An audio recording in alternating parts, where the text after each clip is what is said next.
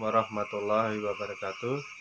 Kepada Bapak, Ibu, dan adik-adik yang dirahmati Allah Subhanahu wa Ta'ala, Alhamdulillah, Alhamdulillah, Alhamdulillah, kita masih diberi kesempatan untuk bertemu kembali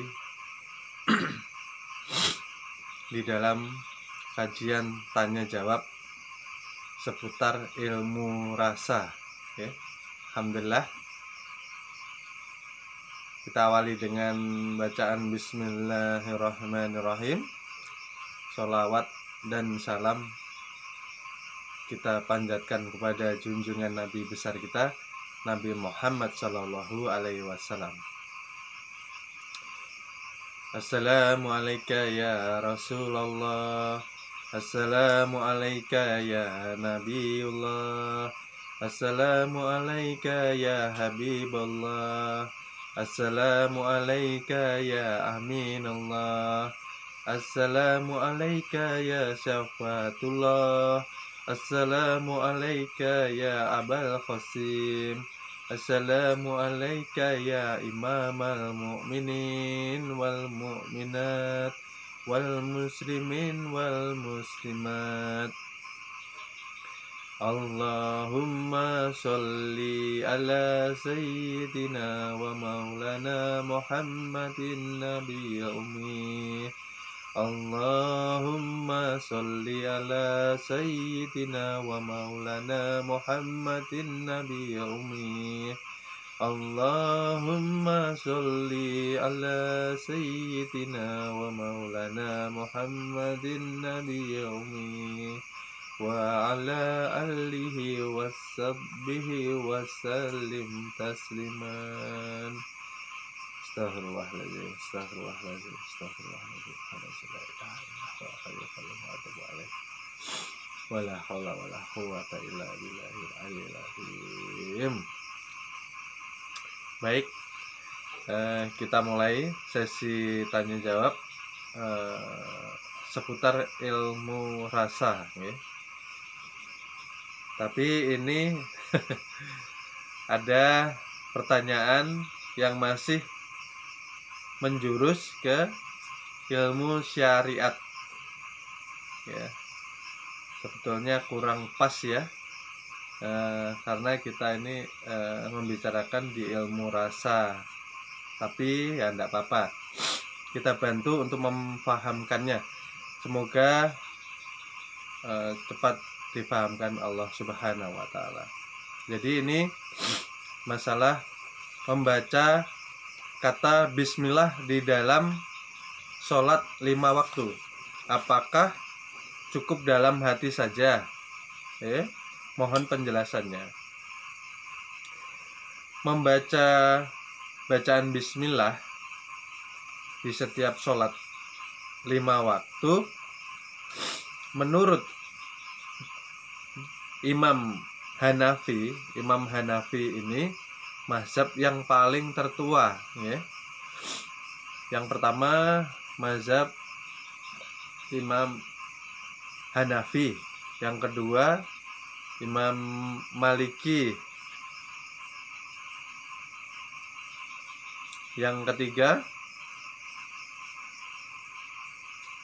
Imam Syafi'i, yang keempat Imam Hambali. Jadi Imam Hanafi ini yang pertama, itu mengatakan bahwa membaca bacaan bismillah itu sir, secara pelan dan cukup didengar sendiri. Dan kita yang hidup di Indonesia kebanyakan mengikuti mazhab Imam Syafi'i yang mengharuskan membaca bacaan bismillah harus terdengar orang lain atau keras, ya. Jadi dua-duanya boleh. Dua-duanya boleh. Jadi tidak perlu diperdebatkan. Ada yang membaca bismillahnya pelan, seakan tidak membaca bismillah, atau seakan di dalam hati aja. langsung dilanjut alhamdulillahirabbil alamin arrahmanirrahim. Nah, selanjutnya dan selanjutnya. Ada yang membaca bismillahnya terdengar orang atau dibaca secara zahar, boleh. Bismillahirrahmanirrahim. Nah, boleh. Jadi dua-duanya diperbolehkan. Kenapa alasannya? Imam Hanafi yang paling mazhab tertua tadi membacanya secara sir atau pelan, karena menurut mazhab itu bismillah bukan merupakan bagian dari surat Al-Fatihah, ya. Bismillah merupakan bagian dari surat atau ayat Al-Quran yang fungsinya sebagai batas daripada ayat satu dengan ayat yang lainnya. Makanya Rasulullah ketika belum diturunkan ayat Bismillah masih bingung mencari pembatas ayat satu dengan ayat yang lainnya, ya. Paham, ya? Ya, itu yang pertama. Pertanyaan yang kedua, doa kunut di salat subuh apakah tidak perlu dipakai? Oke, mohon penjelasannya. Baik. Doa kunut ini merupakan doa yang baik, ya. Boleh dibaca, boleh tidak, ya. Hukumnya sunnah, ya. Hukumnya sunnah.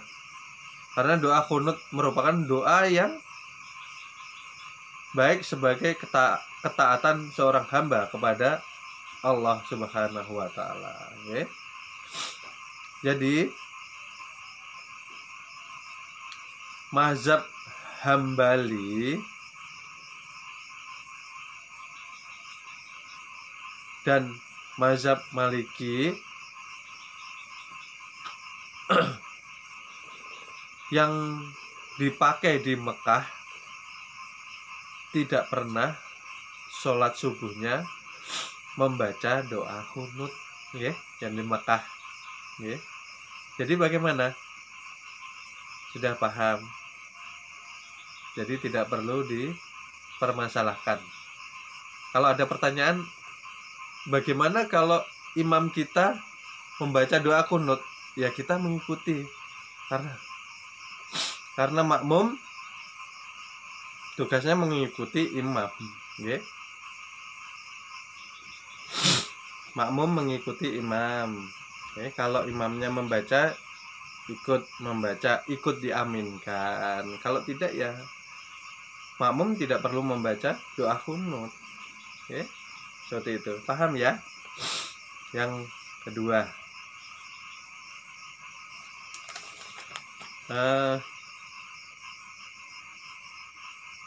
terus yang ketiga, apakah di saat sholat 5 waktu, apakah sebaiknya buduhun menyentuh sajadah tanpa terhalang peci? Nah, ketika sujud ini, ya, berarti ketika sujud, ya, itu wajib yang namanya dahi. Nah, ini dahi yang ada buduhunnya ini wajib menyentuh sajadah atau lantai, ya. Ini wajib. Jadi kalau tidak menyentuh lantai, ini ya batal sujudnya. Ya, jadi seperti itu.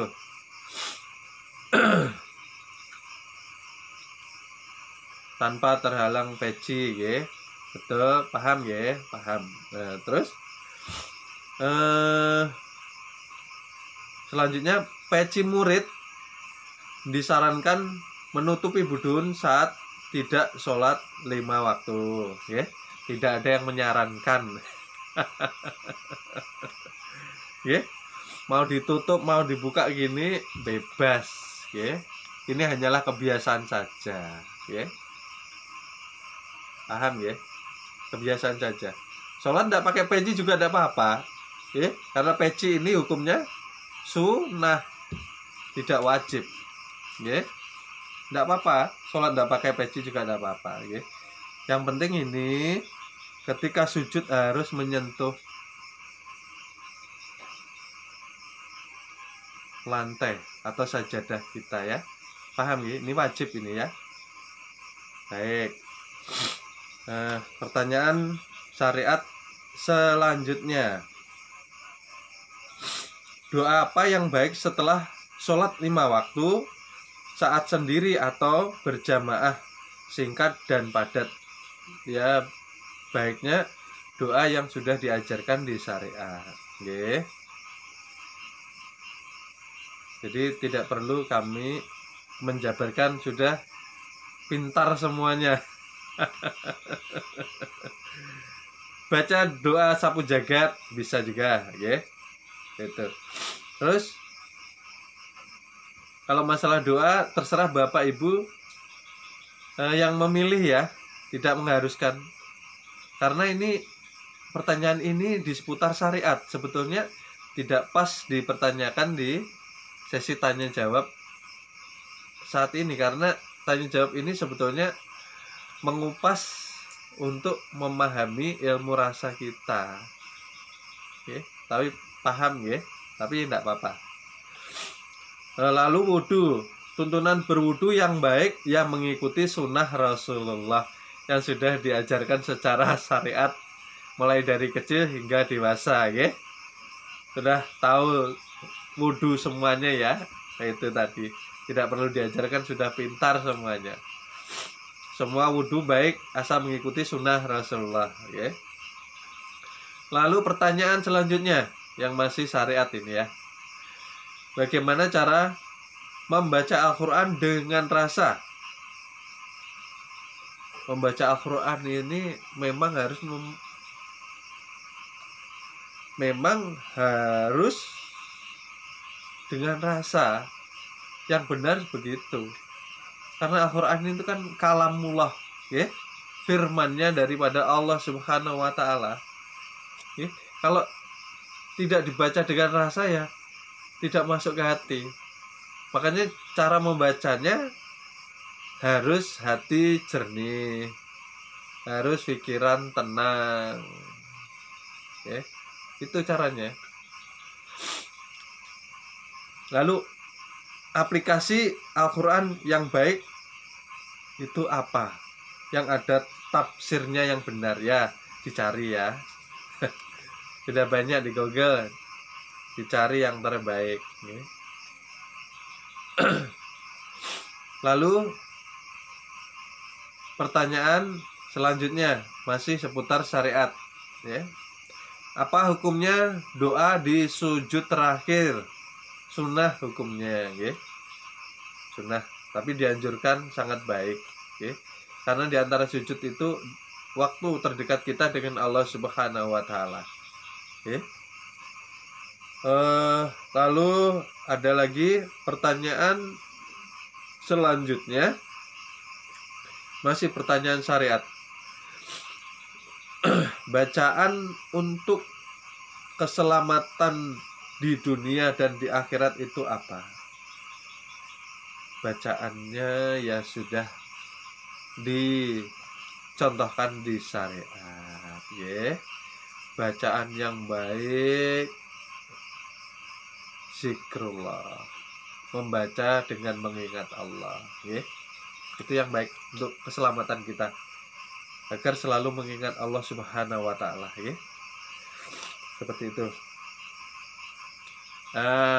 Pertanyaan di syariat sudah semua. Seputar syariat sudah saya sampaikan di awal.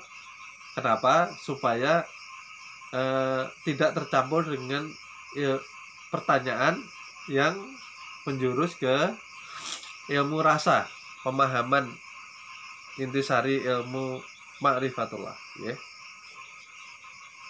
Jadi selanjutnya barulah kita masuk ilmu rasa ini. Ya, boleh.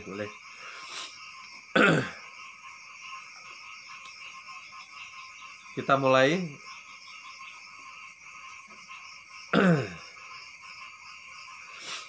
Yang pertama, ketika menjalani sholatul daim, kok masih mudah ketiduran? Bagaimana keadaan seperti itu? Okay. Ketika sholatul daim masih sering ketiduran, itu merupakan proses alamiah, tidak perlu dilawan, ya. Karena daya daripada sholatul daim itu membawa kedamaian, ketentraman di nafsu 4. Kalau nafsu 4 sudah damai, tentram, tenang, maka akan mengajak kita untuk istirahat. Karena selama ini kita tidak pernah mengistirahatkan nafsu kita. Ya, itu. Paham ya? Selama ini nafsu kita berjalan terus. Baru mengenal perguruan, barulah bisa istirahat. Selanjutnya, kalau sholatul daim, saya sulit mendapatkan napas yang dalam. Kalau sudah begitu lalu menguap, kalau seperti itu harusnya mengistiqomahkan sholatul daim atau wirid lainnya. Nah, ini. Kalau sudah mengalami kesulitan dalam menjalankan sholatul daim, berarti kita belum diizinkan. Jadi baiknya kita menjalankan wirid yang lainnya, ya. Wirid dalam hati, atau kita bersolawat, atau kita istighfar, ya. Sekian, ya. Terima kasih. Ya, sudah paham. Terus selanjutnya, apa yang menghalangi keberhasilan sholatul daim itu? Apa yang menghalangi? Okay. Jadi kadang murid merasa belum pernah berhasil menjalani sholatul daim. Sudah saya katakan bahwa sholatul daim itu sakral, suci, dan itu merupakan kehendak dari Allah Subhanahu wa Ta'ala. Mengikuti kebersihan, kejernihan, keridhaan dari Allah Subhanahu wa Ta'ala itu tadi, ya. Jadi diperiksa dulu ibadahnya, ibadah zahirnya seperti apa. Apakah sudah baik sholat 5 waktunya, yang pertama, ya. Terus yang kedua, apakah sudah baik akhlaknya, budi pekertinya, ya. Apakah sudah baik di dalam menjalankan sunnah daripada junjungan Nabi besar kita, Nabi Muhammad Shallallahu Alaihi Wasallam.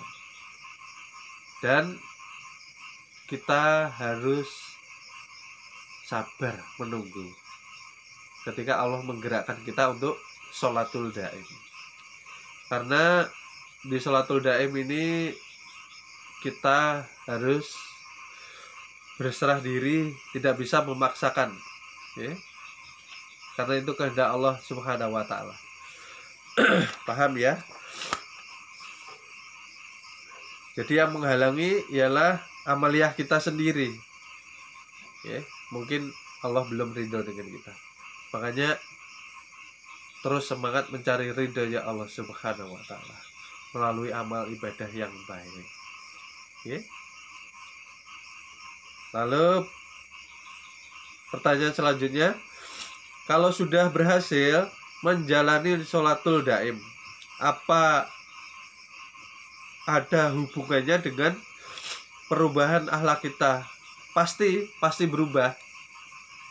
Karena orang yang sudah dijalankan, diberi kesempatan untuk dapat sholatul daim, maka akan mendapatkan pancaran nurullah, ya, masuk kepada nur Muhammad, memancar kepada nur Muhammad zahir kita, menjadi akhlakul karimah, akhlak yang baik yang dicontohkan junjungan Nabi besar kita, Nabi Muhammad Shallallahu Alaihi Wasallam. Ya. Lalu apa saja tandanya orang yang sudah berhasil dalam menjalani sholatul daim? Tandanya akhlaknya seperti Rasulullah. Itu tandanya. Oke.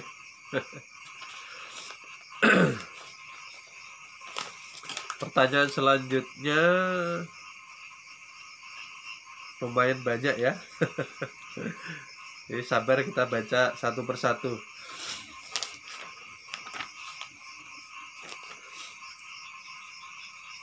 Masalah tata cara yang baik dan benar ketika menjalankan sholatul daim, dan sebaiknya waktunya kapan, ya.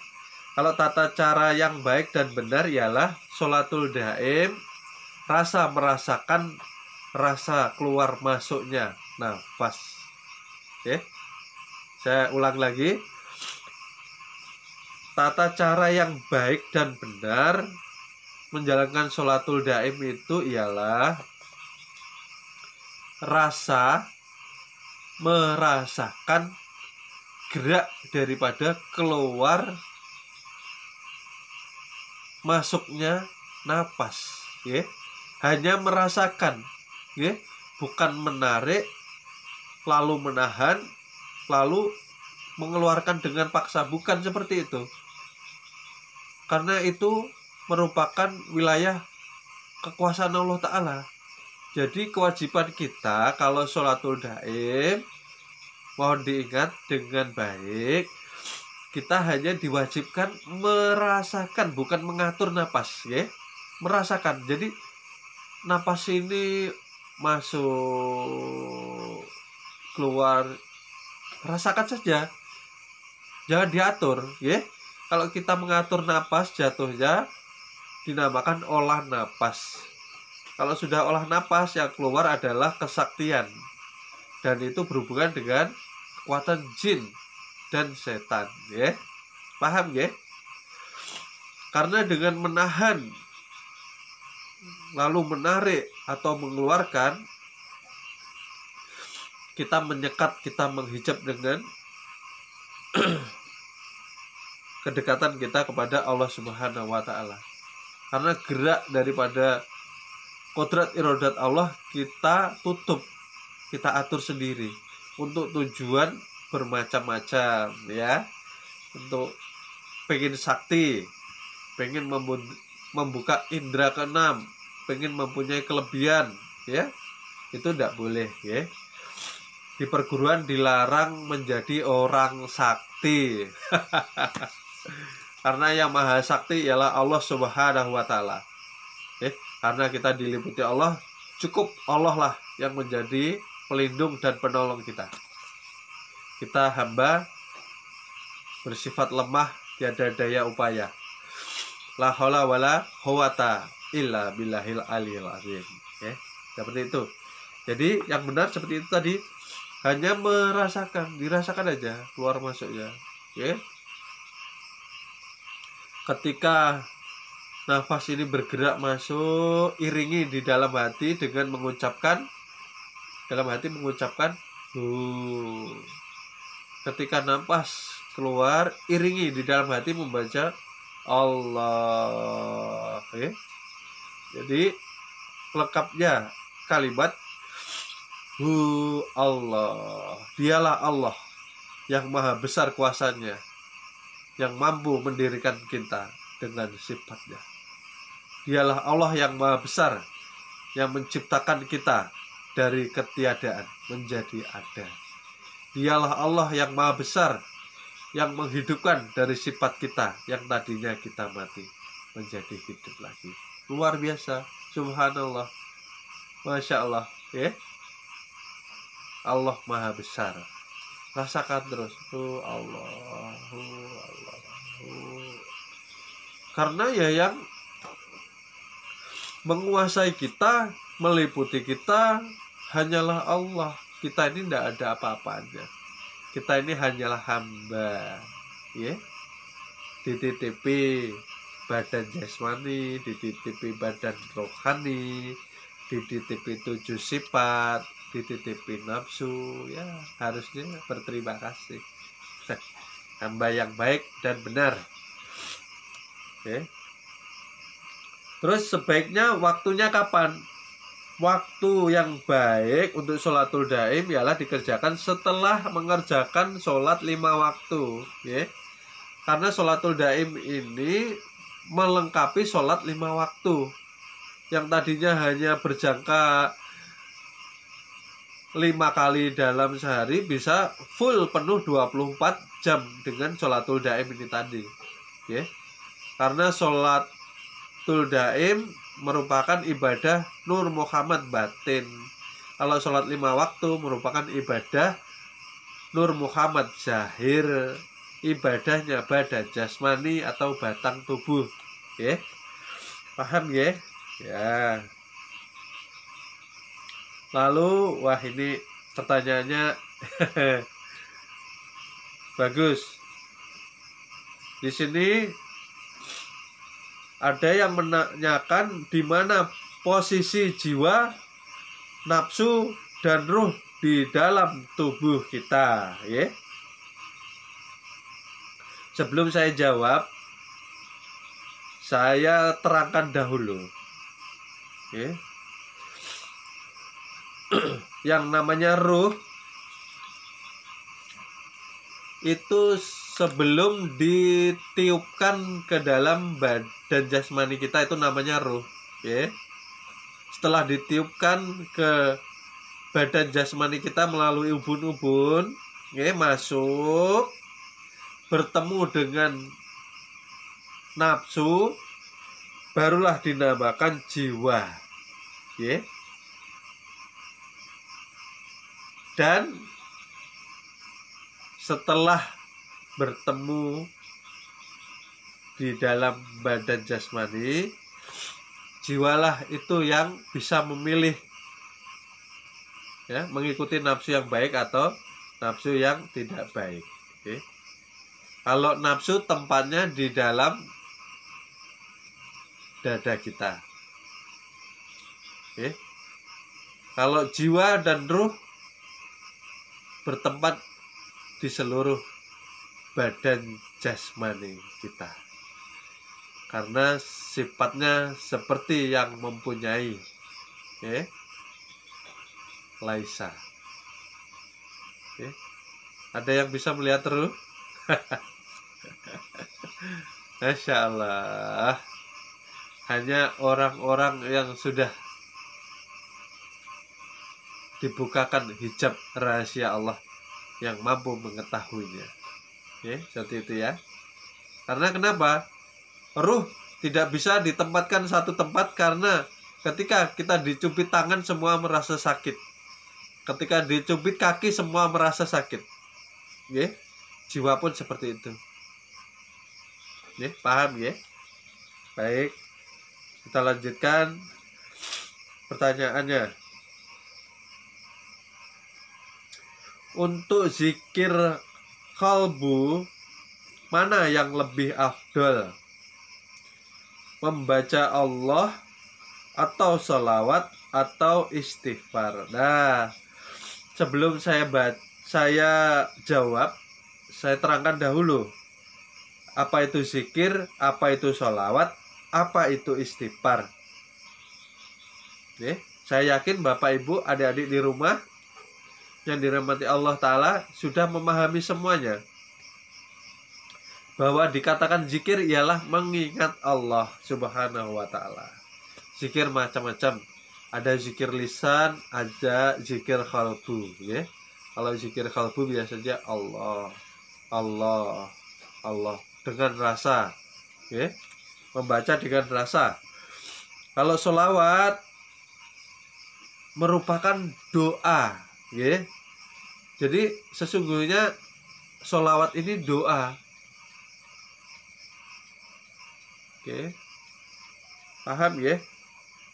Dan istighfar merupakan permohonan ampun kita kepada Allah Subhanahu wa Ta'ala. Jadi posisinya beda, ya. Untuk zikir qalbu mana yang lebih baik afdol? Membaca Allah Allah, yaitu membaca Allah Allah kalau zikir, ya. Kalau sholawat ini adalah doa, atau istighfar ini adalah ampunan, ya. Paham ya, Bapak Ibu adik-adik? Yang dimaksudkan paham ya? Jadi beda. Zikir dengan sholawat dengan istighfar beda. Lanjut lagi pertanyaannya, apakah Allah bersama di dalam jiwa kita? Apakah itu benar? Betul, bersama dalam arti meliputi, ya. Meliputi kita luar dalam, meliputi seluruh ciptaannya. Allah meliputi dimanapun engkau berada, di situ ada Allah Subhanahu wa Ta'ala, ya.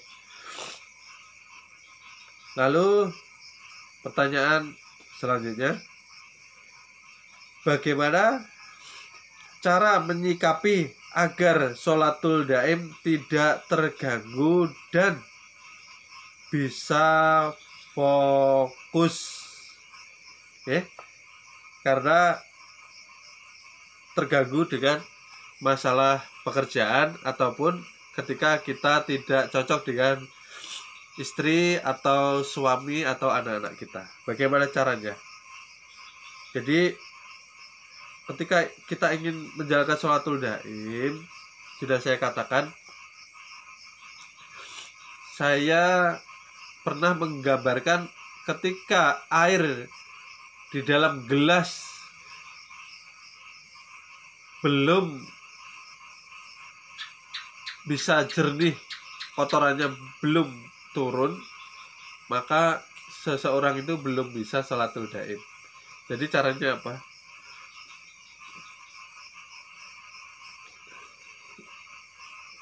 Berserah diri kepada Allah Subhanahu wa Ta'ala, menyerahkan semua masalah kepada Allah Subhanahu wa Ta'ala, ya.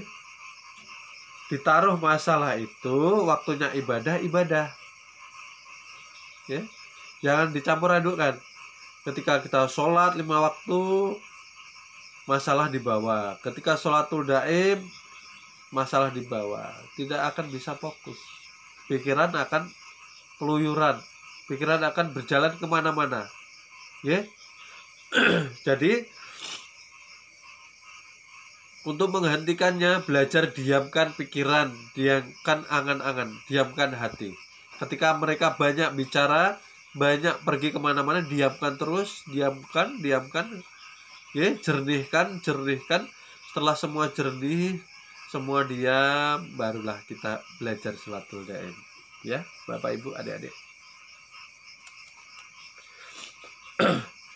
Lalu ini yang terakhir ya, bagaimana trik untuk menjalankan amaliyah nama yang pertama di dalam kehidupan sehari-hari, ya, supaya kita selalu merasa diawasi oleh Allah Subhanahu wa Ta'ala. Nah, di sini pentingnya kita mengkaji ilmu kenal diri, ya. Allah mempunyai sifat apa? Maha melihat. Kalau Allah mempunyai sifat maha melihat, berarti Allah mengikuti penglihatan kita semua. Jadi kita tidak bisa bersembunyi. Ya, disitulah kita harus merasa diawasi. Karena kita sifatnya buta. Bisa melihat karena dititipi sifat penglihatan Allah Ta'ala yang ditaruh di dalam bola mata kita. Makanya kita ikut bisa melihat. Jadi kita melihat bersama Allah. Nah, itu pasti kita akan merasa diawasi oleh Allah Subhanahu wa taala. Oke. Jadi 23 pertanyaan sudah kami usahakan menjawab. Oke. Terima kasih. Semoga bermanfaat. Semoga difahamkan Allah Subhanahu wa taala. Insya Allah kita akan bertemu kembali di lain kesempatan. Terima kasih.